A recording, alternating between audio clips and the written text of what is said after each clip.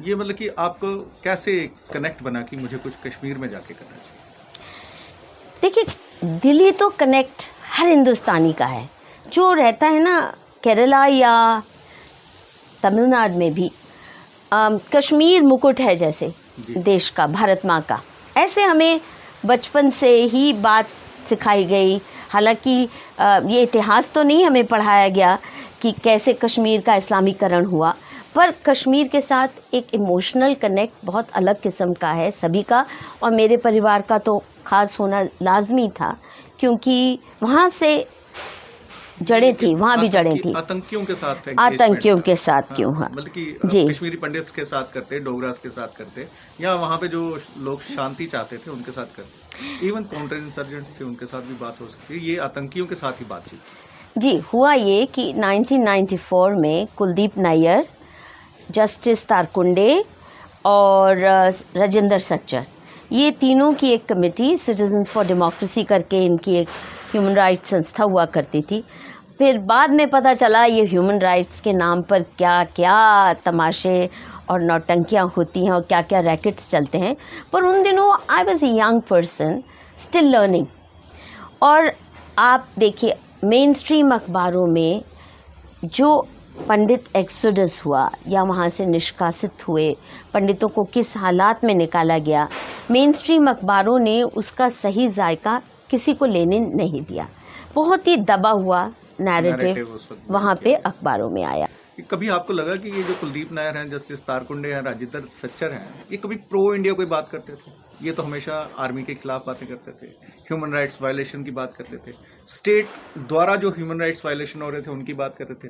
कभी टेररिस्ट के human rights जो वो वायलेशन कर रहे थे उसके बारे में तो बात नहीं करते थे। तो ऐसे मतलब ड्यूबियस, जिनको मतलब ट्रेटर समझा जाता है। और आज की डेट में तो आप देखेंगे राजेंद्र सच्चर ने एक वो जो सच्चर कमेटी बनी, उसमें जम्मू कश्मीर के मुस्लिम्स का उसने डाटा नहीं लिया, क्योंकि वहाँ पे तो 90% जो एम्प्लॉयमेंट है वो तो मुस्लिम्स के पास है। जजेस, ब्यूरोक्रेट्स, इवन जो 4.5 लाख में से 3.5 लाख तो उसमें मुस्लिम एम्प्लॉय। आप बिल्कुल सही कह रहे हैं। और जब तक राजेंद्र सच्चर ने अपनी वो सच्चर कमेटी रिपोर्ट निकाली, तब तक तो मैं बिल्कुल इनके खुले खिलाफत में आ चुकी थी, क्योंकि सच्चर कमेटी रिपोर्ट बहुत ही बेईमान रिपोर्ट है। इतना डेटा का मैनिपुलेशन है, उस पर कभी फिर बात करेंगे। और उसका मकसद ही ये था, it was a hit job at the Hindus, it was like a paid job in order to build a fake narrative of victimhood for Muslims. ये बड़ी बेईमान है। जितनी बेईमानी सच्चर कमीशन ने उस रिपोर्ट में की है, शायद ही किसी और रिपोर्ट में हुई हो। परंतु सच्चर जी तब तक बूढ़े हो चुके थे, सठिया चुके थे। इसकी जो असली राइटिंग है उन्होंने खुद की ही नहीं। अच्छा, ये मैं गोस्ट ने, जो उनका सेक्रेटरी था, अबू साले शरीफ उनका नाम है, he is a Muslim and a thoroughbred Islamist.